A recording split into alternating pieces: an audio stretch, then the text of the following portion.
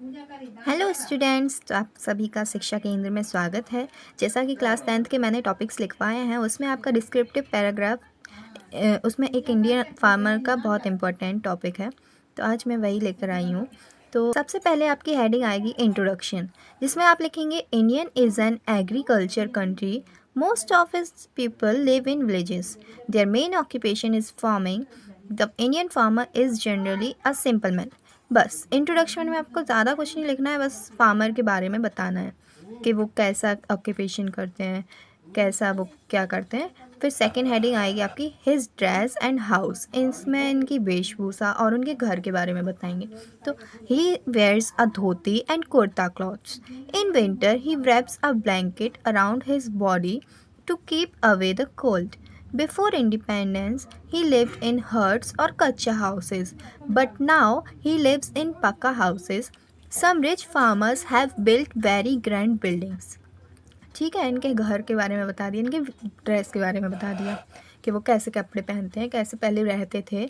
आज़ादी के पहले वो कच्चा हाउस में रहते थे और अब तो पक्के हाउस में ही रहते हैं सारे फार्मर्स। और कुछ जो बहुत ज़्यादा ही अमीर फार्मर्स होते हैं वो बिल्डिंग्स, अपनी खुद की बिल्डिंग्स बनवा के रहते हैं।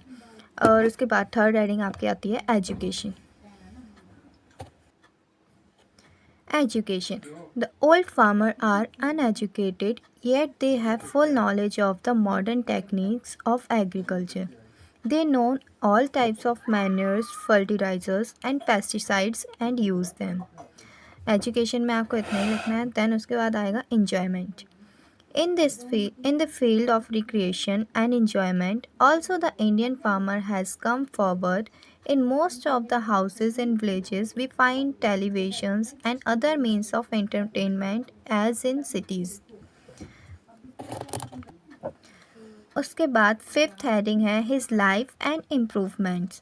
A farmer is very hard working. He works hard in his field from morning till evening. Nowadays, the use of agricultural machinery, chemicals, manures, and the provision of credit facilities by cooperative society and rural banks have improved his condition a lot and changed his outlook on life. So, he is the backbone of our society. Last heading आपकी conclusion रहेगी, उसमें भी आपको 3-4 line ही लिखनी है, जैसे कि introduction में लिखी थी।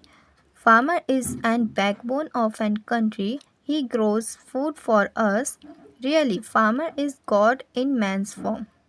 Thank you for watching.